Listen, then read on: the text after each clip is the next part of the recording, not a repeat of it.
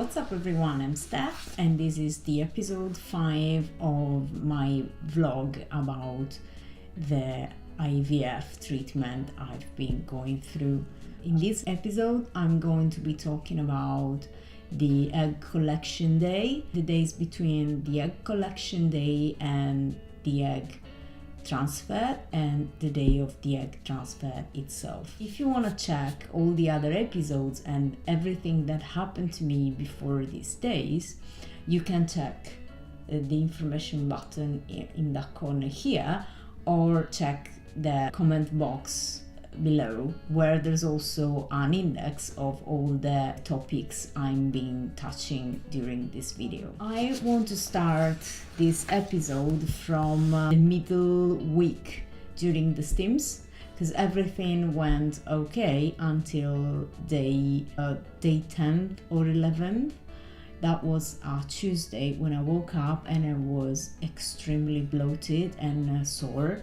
And that was because what happened was that overnight, after I had the scan on the Monday, my ovaries basically clicked. They started dramatically growing the follicles. The follicles were enormous, and my ovaries were larger than grapefruits, which is incredible if you think that I am 5 feet tall. I'm 150 centimeters tall, so I'm quite tiny, and my ovaries managed to grow as much as a taller or bigger lady would. I was told then that 3 days after, that would be my egg collection day.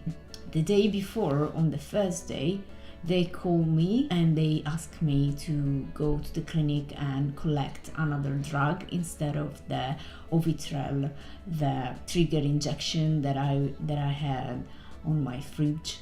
That's because they wanted to avoid that my ovaries would grow more, and also to avoid the ovarian hyperstimulation syndrome, which I was a risk for because I'm tiny. It gave me another drug that acted okay.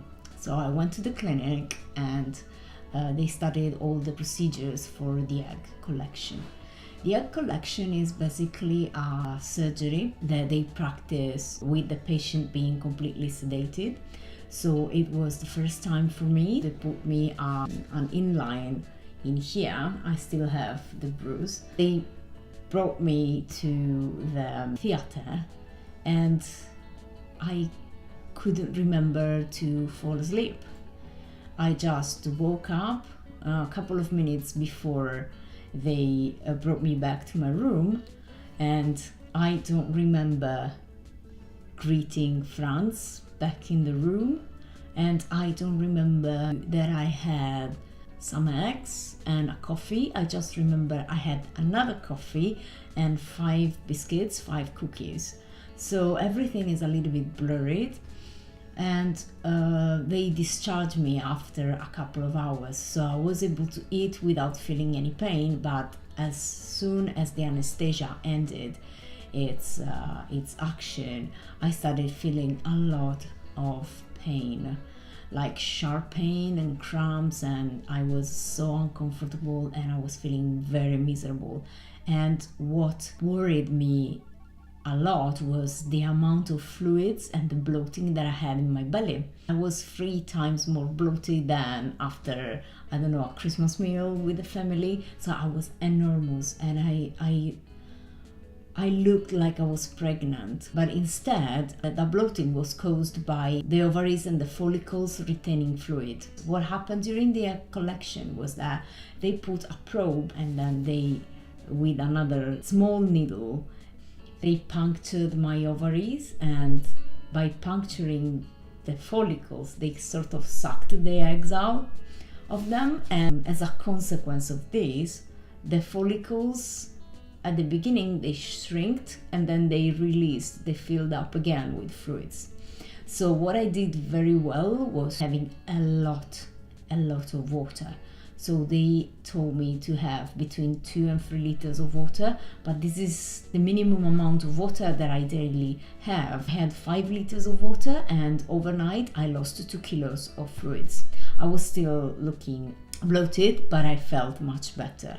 Also because my ovaries are still recovering from all these little punctures that they suffered. So there might be a little bit of bruise around. So this is also why I am a little bit still sore. Honestly, the first day that I was feeling way better was on after the weekend, on the Monday, when I was able also to go out and have a power walk, a couple of hours of power walk, just to feel, my blood flowing again and get a little bit of endorphins. Before being discharged, the embryologist came to us. Eventually they managed to collect 14 eggs.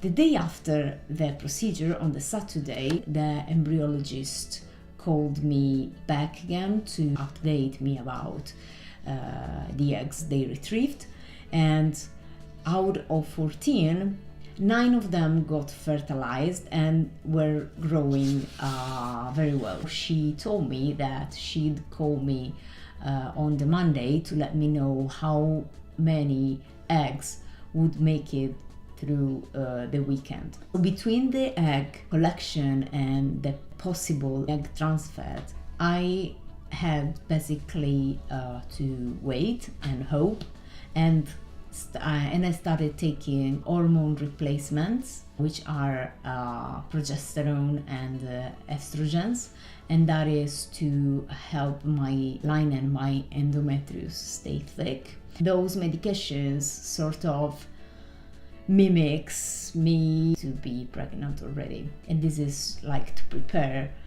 the body to a potential egg transfer. Since the eggs that they collected were already fertilized, it was like virtually they were fertilized in here. So we are sort of in a parallel way. We are mimicking what it was supposed to happen if they weren't fertilized in vitro. On the Monday, the embryologist called me and told me that out of the 9 eggs that got fertilized initially, 5 of them have been ranked top quality.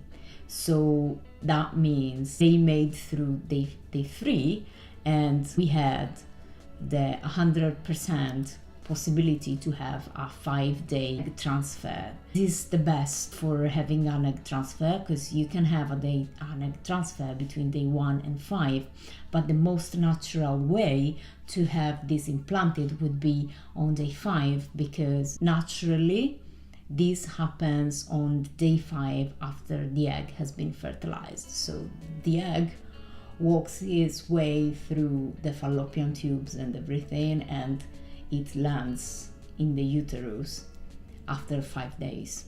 This morning it was the egg transfer day. We went to the clinic. I got myself ready for the egg transfer that happened in the same theater where they retrieved my eggs, but this time there was also France with me. The embryologist brought us very good news, because out of the 9 eggs that got fertilized on the Friday, 3 didn't make to the next stage. 1 wasn't top quality, and other 5 have been ranked AA, which is the highest rank possible in terms of quality. It's a very, very good figure. Out of these 5, they chose 1. As for the other 4, they are going to be frozen, and the 1 egg that hasn't been ranked as top quality probably is going to be frozen as well,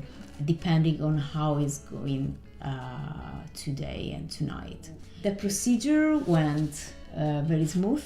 I didn't feel any pain, a little bit of discomfort, but it's like it was less traumatic than having my last smear test. During the procedure, there was a screen like right in front of me when the Petri dish was like appearing, and we were able to see the little blastocyst inside the vitro, and the embryologist zoomed on it, and we were able to see. It was so cute. It was like a perfect round cell, and inside there was something darker with this very, very long needle. A doctor managed to transfer this egg and to place it into my uterus in my endometrius. They also gave us a photo. For the record, it's this white thing in here, and I was like, what am I supposed to look at? It's extremely small. It's like smaller than a dust flake, so I can't feel anything. This pic is really cool. I wasn't expecting that, to be honest. After the procedure, they told me to take it easy, to not do strenuous exercise for at least until I do the pregnancy test in 11th day time. After the procedure, Franz and I went to have lunch out. Then we took a little walk to do some shopping, and then watched TV, and then here I am.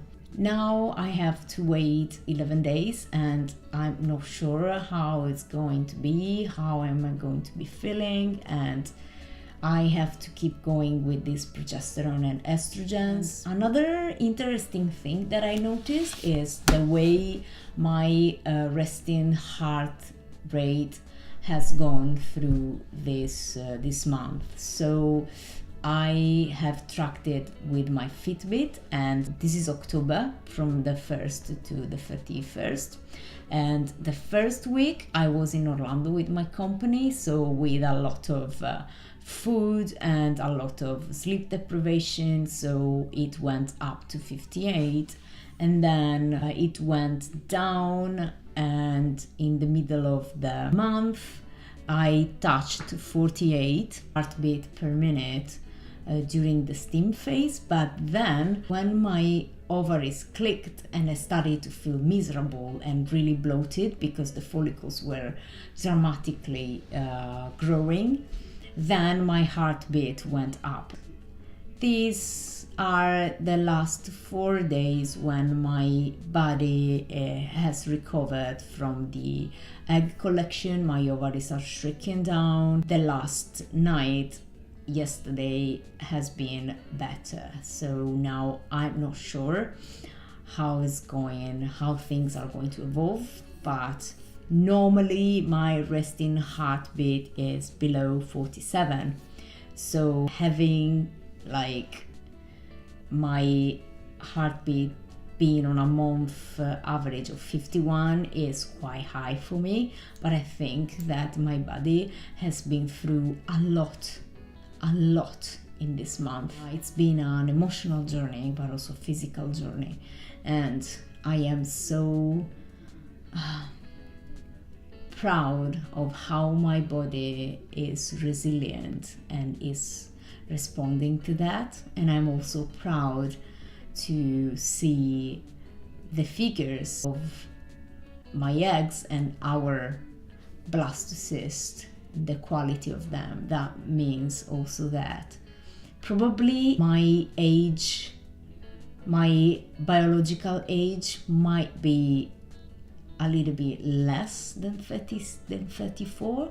Our lifestyle is paying off because we are active, we are fit, we don't drink a lot, we eat good food all the time. I am happy to know that probably I am going to be growing this little dust flake in me. For now, I'm not sure if it's going to stick, but there's only one way to find out: waiting 11 very long days. That's it for me, and I'll see you in the next episode of this vlog, hopefully with good news.